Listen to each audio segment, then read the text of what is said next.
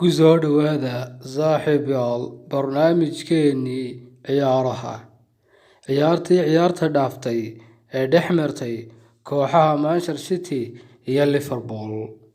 Isbaanyool oo ka tallaabsatay kooxda Real Madrid. Mohamed Salah oo qabsaday saxaafadda caalamka.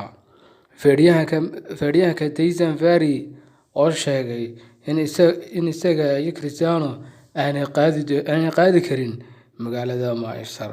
Barnaamijkan oo faahfaahsan daawasho wacan saaxiibayaal. Kooxaha Liverpool iyo Man City ayaa dhibco ku kala qaybsaday garoonka Anfield kulan 4 gool iska dhaliyay oo qayb ka ah horyaalka Premier League. Qaybtii hore ciyaarta ayaa labada kooxoodba ay ku kala nasteen eber iyo eber.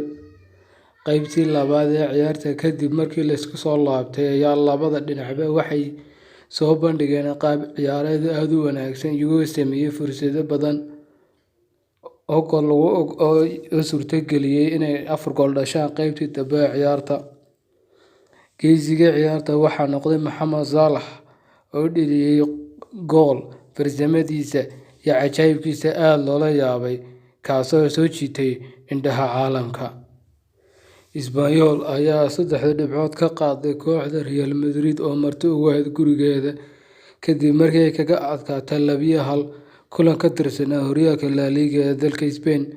Qaybtii hore ciyaarta ayaa lagu kala nastay 1-1 ay ku hogaaminaysa kooxda Isbaanyool.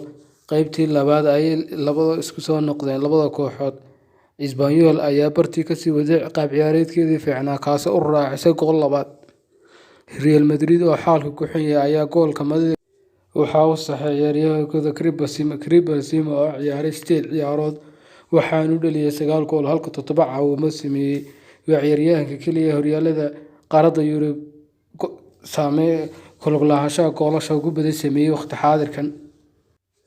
Feedhyahanka caanka ah Tyson Fury ayaa haatan isku diyaarinaya inuu magaalada Las Vegas ee dalka Mareykanka kula dagaalamo Deontay Wilder, laakiin wuxuu sheegay inuu jeclaan lahaa inuu maalin kula dagaalamo garoonka Old Trafford. Geesiga haatan ee garoonka Manchester United waa Cristiano Ronaldo oo xagaagii ku soo laabtay, iyadoo Fury ku kaftamay inuu magaalada aysan wada qaadin labadooda.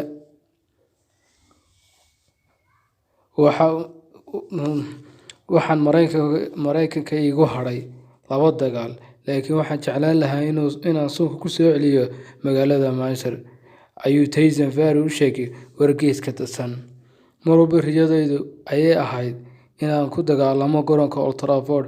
Feerkii ugu dambeeyay halkaas ka dhacayna waxaa kii Ibanbank iyo Fener u dhexeeyay sanadkii 1993 wuxuuna ahaa dagaal weyn. Xaqiiqdii aad ayaan ugu farxay markii Ronaldo ku soo laabtay Old Trafford, laakiin magaalada inama wada qaado isaga iyo aniga. Haddaan ku noolaan lahaa magaalada Manchester dhibaato ayay ahaan lahayd, laakiin waxaan ku noolahay meel saacado u jirta oo la yiraahdo Morecambe, sidaa darteed masaafo ku filan ayuu iga fog yahay isagu. Sidaa waxaa yidhi feedhyahanka Tyson. Mohamed Salah ayaa saxaafadda caalamku aad u qaada dhigaysa tan iyo kulankii shalay fiidkii ku dhex maray kooxaha Manchester City iyo Liverpool gegida Anfield. Xiddigan oo soo jiitay indhaha caalamka ayaa laga sheekeynayaa goolkii uu dhaliyay. Goolka lagu tilmaamay mid uu ahaa mid degdegsiimo, farsamo iyo go'aan qaadasho caqli badan lahaa. Waa gool u dheelitirnaan kara laacibka ugu fiican dunida xilli ciyaareedkan oo dhan. Xilli ciyaareedkan waxa uu ahaa mid wacdaro ka dhigaya isagoo goolo dhalinaya heer ka sarreeya sidii looga bartay, ayaa saxaafaddu sheegtay Mohamed Salah inuu waqti xaadirkan yahay.